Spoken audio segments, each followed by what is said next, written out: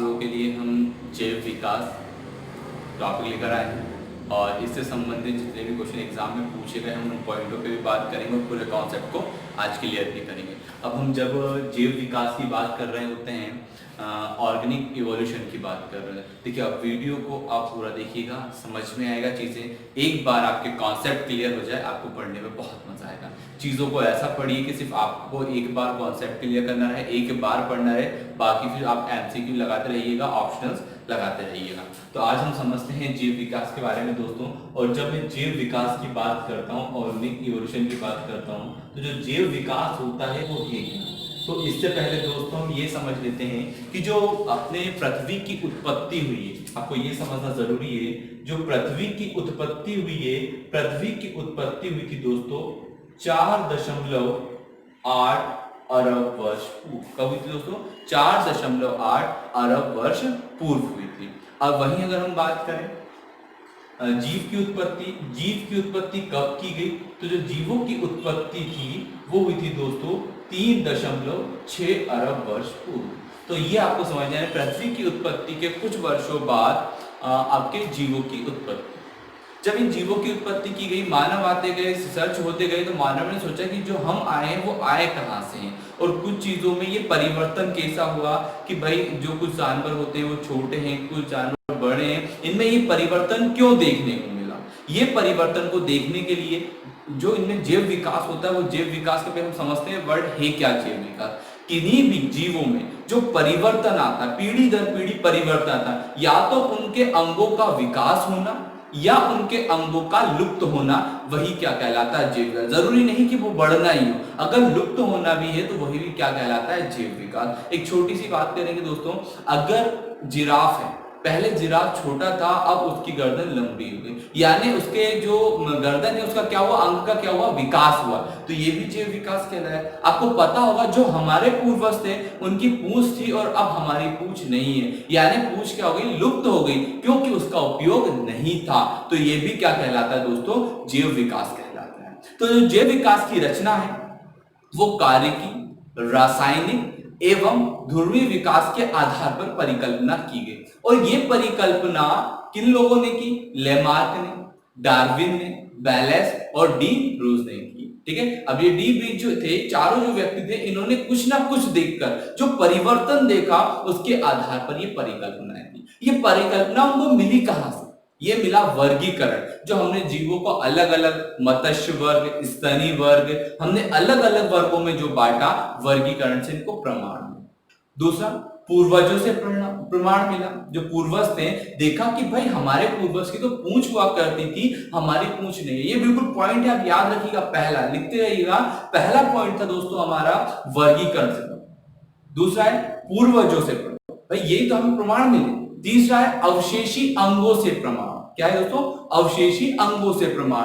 और हम यहाँ पे देखें तो बहुत सारे पॉइंट मिलेंगे, जैसे आ जाएगा हमारा विविधता से प्रमाण, जीवाश्म से प्रमाण, भौगोलिक जो परिवर्तन होते हैं उससे हमको प्रमाण मिले। ठीक है, अब ये जो प्रमाण है, हम जैव विकास के प्रमाण समझते हैं दोस्तों कि जैव विकास के प्रमाण कैसे मिले। जैव विकास के प्रमाण वो तो जो परिकल्पनाएं थी उनके आधार पर करेंगे जैव विकास के प्रमाण। ठीक है, आपका आ जाएगा यहाँ पे एविडेंस ऑफ ऑर्गेनिक इवोल्यूशन। जब हम दोस्तों इनकी बात करते हैं तो 3 पॉइंटों पे हमें ज्यादा ध्यान देना है। एक आ जाएगा समजात अंग, ठीक है दोस्तों। दूसरा आ जाएगा समरूप अंग, और लास्ट में आ जाएगा दोस्तों अवशेषी अंग। ठीक है, इधर का जो मैंने पूरा आपको कॉन्सेप्ट समझाया वो सिर्फ समझने के लिए था कि जैव विकास हुआ, जैव विकास की परिकल्पनाएं क्या थी और किन तथ्यों के आधार पर बताया गया कि जैव विकास होता है।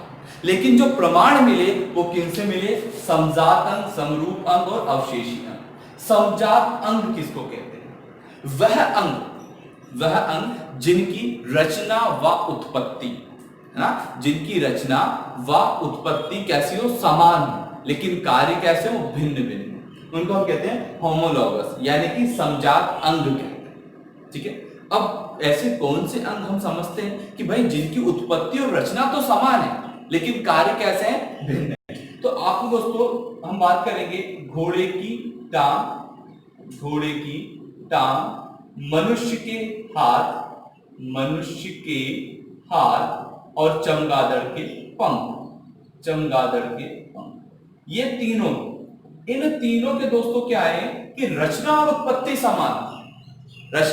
समान, लेकिन कार्य भिन्न भिन्न है। चमगादड़ के पंख उड़ने के काम आते हैं, मनुष्य के हाथ काम कार्य करने के लिए आते हैं, किसी चीज को पकड़ने के लिए आते हैं, घोड़े की टांग दौड़ने के लिए आते हैं। लेकिन इनकी रचना उत्पत्ति ये जो भी होते हैं वो अग्रपाद के द्वारा होते हैं। अग्रपाद और हम समझते हैं, ह्यूमेरस, बोन होती है, अल्ना, रेडियस, कार्पस, मेटाकार्पस, ये आपके जो हाथ होते हैं, ठीक है। ये ह्यूमेरस होता है, यहाँ वाले पार्ट में अल्ना और रेडियस होते हैं, यहाँ दोस्तों कार्पल्स होते हैं और यहाँ मेटाकार्पल्स होते हैं, ठीक है। तो ये जो आपकी हड्डियां होती हैं ये सभी में समान है, घोड़े के टांग में भी, मनुष्य के हाथ में भी और चमगादड़ के पंख में। तो उत्पत्ति समान है, लेकिन कार्य मैंने बताया तीनों का कैसा है दोस्तों, भिन्न भिन्न है। इसी कारण इसको समजात अंग कहते हैं, होमोलोगस ऑर्गन कहते हैं। इतना क्लियर हुआ।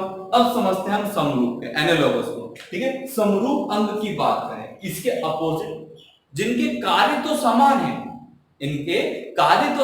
है, लेकिन इनकी उत्पत्ति और जो रचना होती है वो भिन्न होती है। बिल्कुल पॉइंट रहते रहेगा कि इनके कार्य तो समान है, लेकिन रचना और उत्पत्ति कैसी है, भिन्न है। जैसे दोस्तों बात करूंगा चमगादड़ का पंख, चमगादड़ के पंख और तितलियों के पंख, ठीक है दोस्तों।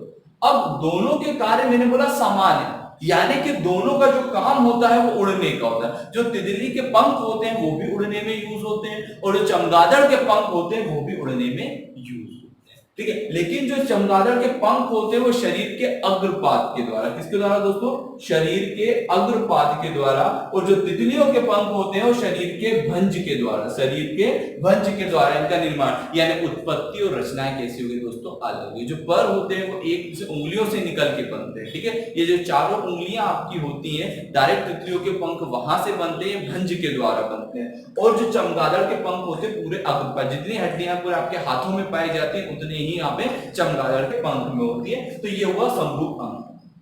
दोस्तों अवशेषी अंग की बात करें, अवशेषी अंग यानी कि आपके पूर्वजों में जो कुछ अंग थे, है ना, वो कार्य विहीन के कारण, यानी उनको कोई भी यूज नहीं किया गया, तो अगली आने वाली पीढ़ी में वो लुप्त हो गए। वो कैसे हो गए, लुप्त हो गए। वो कैसे कहला गए, अवशेषी अंग, या जिनका कोई भी काम ना हो, कार्य विहीन हो गए। जैसे त्वचा के बाल, इनका कोई यूज नहीं होता दोस्तों, ठीक है।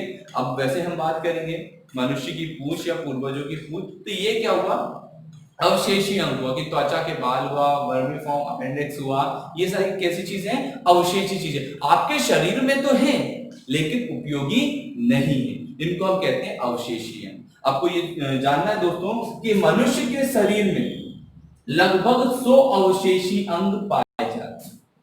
मनुष्य का जो एग्जाम में क्वेश्चन पूछा जा चुका है कि मनुष्य के शरीर में कितने अवशेषी अंग पाए जाते हैं, मनुष्य के शरीर में 100 अवशेषी अंग पाए जाते हैं। दोस्तों आपसे बात करें, जो पक्षी वर्ग होता, पक्षी वर्ग होता है वो सरीसृप वर्ग से विकास हुआ है।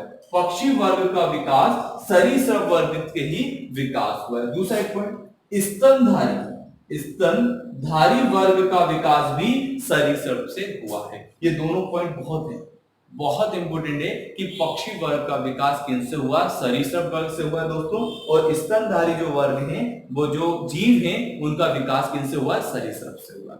स्थल और जलचर, बोले तो उभयचर, है ना, इस एग्जाम में पूछ ले, स्थल और जो जलचर प्राणी है उनका विकास किनसे हुआ दोस्तों, उनका विकास हुआ मत्स्य वर्ग से। किनसे हुआ है, मत्स्य वर्ग से हुआ।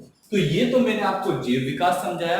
अब हम बात करेंगे जीव विकास के सिद्धांत के बारे में। लास्ट तक वीडियो देखिएगा, एक एक चीज आपको जैसे मैंने समझाई, जैसा मैं बोलता जा रहा हूं दोस्तों, आपको नोट करते हुए जाना बहुत कीमती है, ठीक है। उम्मीद है अच्छा समझ में आ रहा होगा। हार्मोनिक इवोल्यूशन, जब हम शुरुआत करते हैं सिद्धांत की, तो सिद्धांत 3 लोगों ने दिया, और 3 सिद्धांत के नाम तो भूला गया। एक था लेमार्कवाद, डार्विनवाद और उत्परिवर्तनवाद। बिल्कुल पॉइंट टू पॉइंट आपको समझाऊंगा, जो एग्जाम में पूछे गए, बिल्कुल पॉइंट टू पॉइंट और कॉन्सेप्ट को क्लियर करते हुए। लेमार्कवाद की बात करें तो लेमार्कवाद शुरुआत करते हैं कि लेमार्कवाद की परिकल्पना दी किसने, सिद्धांत दिया किसने, तो वो सिद्धांत दिया था लेमार्क ने। दूसरा, परिकल्पना थी क्या, उन्होंने कहा क्या, उन्होंने कहा कि उपार्जनी लक्षणों की वंशागति, ध्यान रखिएगा, उपार्जित लक्षणों की वंशागति, और उपार्जित लक्षणों का जो अध्ययन होता है, जो इसकी स्टडी होती है, इसको हम कहते हैं टोंटोलॉजी। क्या कहते हैं दोस्तों, टोंटोलॉजी, याद रखिएगा, बहुत इंपॉर्टेंट है। उपार्जित लक्षणों का अध्ययन क्या कहलाता है, टोंटोलॉजी। जो लेमार्क थे उन्होंने ये कहा कि जो जीव होते हैं, जीव अपने कार्य के अनुसार जिन अंगों का ज्यादा उपयोग करते हैं वो चीजों का विकास होता है, और जिन अंगों का उपयोग कम करते हैं उनका विकास नहीं होता, वो लुप्त हो जाते हैं। ये किसने कहा, लेमार्कवाद। और लेमार्कवाद ने कुछ परिकल्पनाएं दी, बोला कि जो अफ्रीका के देश हैं वहां पर जिराफ ज्यादा पाया जाता है, और पहले जो जिराफ हुआ करते थे, जो हमारी बकरियां होती हैं उस साइज में छोटे छोटे होते थे, लेकिन वहां क्या होता है, शुष्क दिनों में पेड़ के जो नीचे की जो घास वगैरह होती थी वो सूख जाते थे, और अब क्या होता था, जो बड़े बड़े पेड़ रहते थे उनकी पत्तियां बचती थी और उनको वो लोग खाते थे। अब उनको खाने के लिए वो अपनी गर्दन को वो ऊपर करते थे और आगे के जो दोनों पैर है उनको थोड़ा सा स्ट्रेच करते थे। अब वहां करने के बाद धीरे धीरे हुआ क्या कि ये चीजें बढ़ती गई, वंशानुगत ये चीजों में क्या हुआ, विकास हुआ। तो जो जिराफ होते हैं उनके आगे की जो दोनों टांगे होती हैं वो भी लंबी हुई, साथ में उनकी गर्दन भी लंबी। तो उन्होंने इस प्रकार से लेमार्क ने सिद्ध किया कि जिन अंगों का ज्यादा उपयोग किया जाता है उनका विकास भी ज्यादा। उन्होंने इस पर एक बुक लिखी, फिलोसफी जूलॉजी। कब लिखा दोस्तों, 1809। ठीक है। अब क्या हुआ, एक आलोचना यानी घोर बेइज्जती करी किसने, बीजमान ने, लेमार्क की। क्या बोला कि भाई आप बिल्कुल सरासर गलत कह रहे हो, ऐसा नहीं होता। उन्होंने क्या किया, एक चूहा लिया और चूहे की पूंछ काट दी।